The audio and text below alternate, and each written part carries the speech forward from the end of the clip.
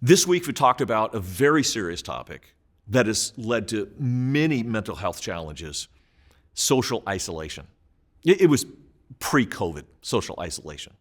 This idea continues to grow in our culture and nation that individualism is way more important than groups.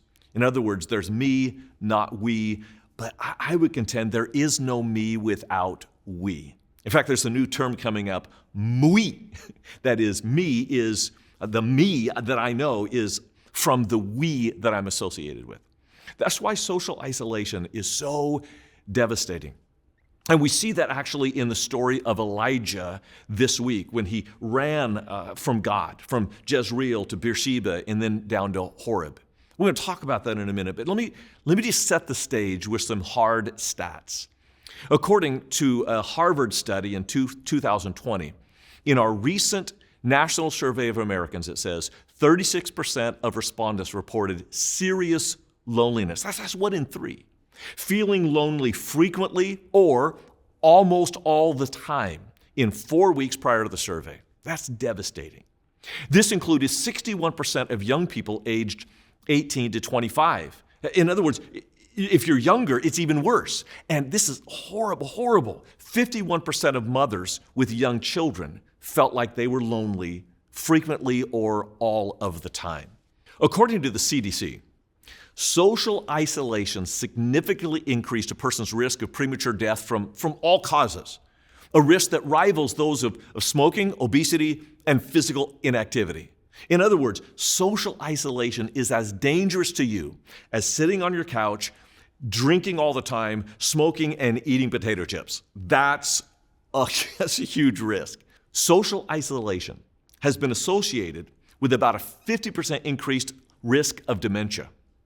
And poor social relationships, characterized by social isolation or loneliness, they were associated with a 29% increased risk of heart disease, a 32% increased risk of stroke, and loneliness was associated with higher rates of depression, anxiety, and suicide.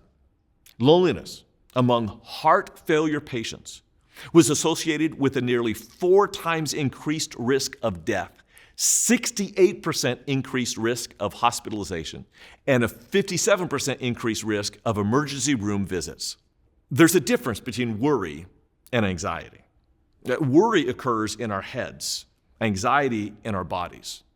Worry tends to be specific, like I'm worried about this, and you can name it, while anxiety is more like chasing a ghost. Worry triggers problem solving, but anxiety does not. So if you're worried, that's different than having this anxiety that often is associated with isolation. Now this week, we're looking at the story of Elijah. Anxiety, isolation, running from God. And maybe that's where you are right now. I know I've been there. Elijah's story offers a powerful model of how to deal with mental health issues, sometimes in the wrong way. Let me point out how Elijah ran from God. Jezreel, where he was in the far north of Israel. Beersheba is the furthest south you can go and still be in the boundaries of Israel. That's about as far as you can go. And in verse 4, it says he went another day further by himself. He left his partners in Beersheba and then went another day into the wilderness. God didn't tell him to go there. This is interesting. Every other time Elijah went somewhere, it's because the Lord said, go. And the Lord told him where to go, and he went there. This time, it's not God's command. This is his own running from God. It's the first time he set out on his own. And so God meets him in the desert. He says, Elijah, what are you doing here? So I'm all alone. And we've talked about this. He was not alone. Obadiah, before the confrontation with the prophets of Baal, Obadiah confronted Elijah and said, you know what I've done? I've hid all these prophets.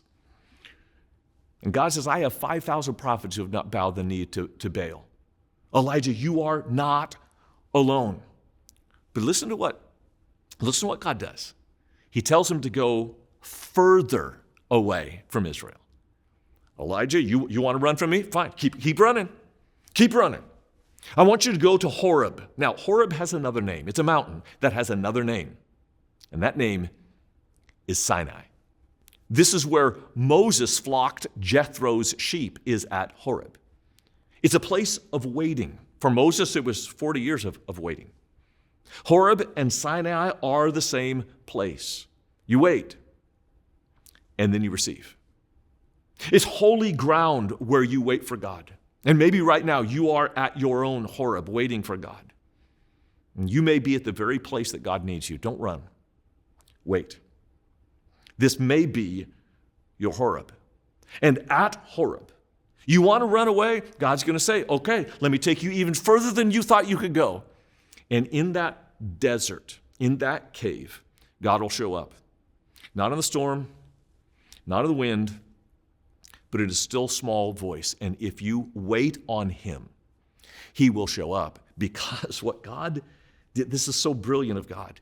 He took Elijah. When Elijah wanted to run from God, God let him run even further to the very place that Israel began.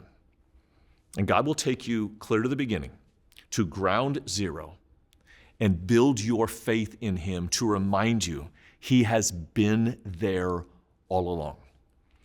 If you're feeling isolated right now, you probably need to ask yourself, is this my running from God, or am I hearing God's voice, or am I just running from God's voice? Is this the place that God brought you, or the place that you brought yourself? Maybe it's time to sit at Horeb and wait for the whisper of God to show up, because it will. That's worth talking about.